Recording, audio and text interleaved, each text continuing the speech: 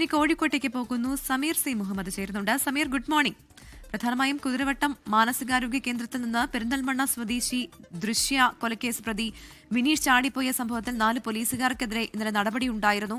പ്രതി ചാടിപ്പോയ ദിവസം ഡ്യൂട്ടിയിലുണ്ടായിരുന്ന CPOമാരെ സ്ഥലം മാറ്റിയതുമായി ബന്ധപ്പെട്ട നടപടിയാണ് ഉണ്ടായത്.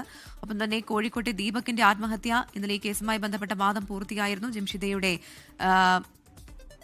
ജാമ്യാപേക്ഷ 27-ാം തീയതിയാണ് കോടതി പരിഗണിക്കുക എന്ന് മനസ്സിലാക്കുന്നു. എന്തൊക്കെയാണ് ഈ വാർത്ത സംബന്ധിച്ചുള്ള കൂടുതൽ വിവരങ്ങൾ?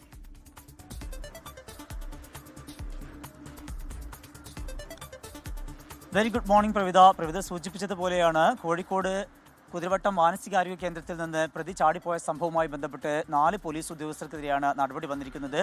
AR ക്യാമ്പിലെ പോലീസ് ഉദ്യോഗസ്ഥരായിരുന്നു ഈ പ്രതി ചാടിപ്പോയ ദിവസം അന്ന് ഡ്യൂട്ടിയിൽ ഉണ്ടായിരുന്നത്. ഇവർക്കെതിരെ അന്വേഷണം നടത്തി അതിന്റെ റിപ്പോർട്ട് കമ്മീഷണർക്ക് സമർപ്പിക്കുകയും ചെയ്തിരുന്നു. അതിന്റെ തുടർച്ചയായിക്കൊണ്ടാണ് ഈ 4 പോലീസ് ഉദ്യോഗസ്ഥരെയും AR ക്യാമ്പിൽ നിന്ന് സ്ഥലം മാറ്റിയിരിക്കുന്നത്. ഫറൂഖ്, അതുപോലെ തന്നെ പന്നിയങ്കര, കുന്നമംഗലം, ചേവായൂർ എന്നീ പോലീസ് സ്റ്റേഷനുകളിലേക്കാണ് ഈ പോലീസ് ഉദ്യോഗസ്ഥരെ മാറ്റിയിരിക്കുന്നത്.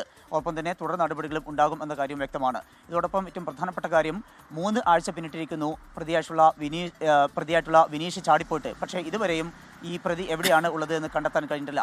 പെരിന്തൽമണ്ണ ദൃശ്യ കൊലക്കേസിലെ പ്രതിയാണ് വിനീഷ് ഇതിനു മുമ്പ് കർണാടകയിലും അതുപോലെ തന്നെ തമിഴ്നാട്ടിലുമൊക്കെ എത്തിയെന്നുള്ള വിവരങ്ങളൊക്കെ പോലീസിന് ലഭിച്ചിരുന്നു. പക്ഷേ അവിടങ്ങളൊക്കെ കേന്ദ്രീകരിച്ചുകൊണ്ടുള്ള അന്വേഷണം നടത്തിയെങ്കിലും പ്രതി എവിടെ എന്ന് ഇതുവരെയും കണ്ടെത്താൻ കഴിഞ്ഞിട്ടില്ല. കഴിഞ്ഞ മാസം 29-ന് രാത്രിയാണ് ശുചിമുറിയുടെ ചുമര് തുരന്ന് പ്രതി പുറത്തു ചാടിയത്. അത് മുഖേന പിന്നീട് പ്രതി രക്ഷപ്പെടുകയും ചെയ്തു.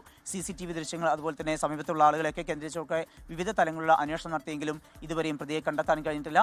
അതുമായി ബന്ധപ്പെട്ട് പോലീസ് ഇപ്പോഴും ഇരുട്ടിൽ തപ്പുകയാണ് എന്നുള്ളതാണ് ഏറ്റവും പ്രധാനപ്പെട്ട കാര്യം. ഇതിനിടയിലാണ് ഈ 4 പോലീസ് ഉദ്യോഗസ്ഥർക്കെതിരെ നടപടി വന്നിരിക്കുന്നത്. ഇതോടൊപ്പം തന്നെ ഏറ്റവും പ്രധാനപ്പെട്ട മറ്റൊരു വാർത്ത കൂടി കോഴിക്കോട് നിന്ന് പങ്കുവെക്കാനുള്ളത്, ബസ്സിൽ വെച്ച് ലൈംഗികാതിക്രമം നേരിട്ടു എന്നുള്ള ആരോപണത്തെ തുടർന്ന് കോഴിക്കോട് ഗോവിന്ദപുരം സ്വദേശിയായിട്ടുള്ള ദീപക് ആത്മഹത്യ ചെയ്തിരുന്നു. ഇതിൽ ഏറ്റവും പ്രധാനപ്പെട്ട ഒരു കാര്യം, ഈ പ്രതിയായിട്ടുള്ള ഷിംജിത ശേഖരിച്ചിട്ടുള്ള ആ ദൃശ്യങ്ങളാണ്. 7 ദൃശ്യങ്ങൾ ഈ ഫോണിൽ ചിത്രീകരിച്ചു എന്നാണ് അന്വേഷണ സംഘം കണ്ടെത്തിയിരുന്നത്. ആ ഫോണ് ഫോറൻസിക് പരിശോധനയ്ക്ക് അയച്ചിരിക്കുകയാണ്. അതോടൊപ്പം തന്നെ അതിൻ്റെ ദൃശ്യങ്ങളുടെ ആധികാരികത ഉൾപ്പെടെയുള്ള കാര്യങ്ങളും പോലീസ് അന്വേഷിച്ചു വരികയാണ്.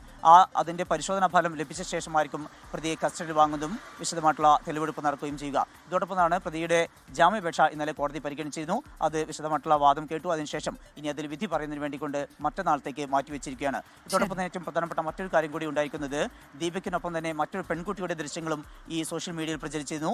ഈ ഷിംജിത പകർത്തിയ ദൃശ്യങ്ങളാണ് അത് ഉണ്ടായിരുന്നത്.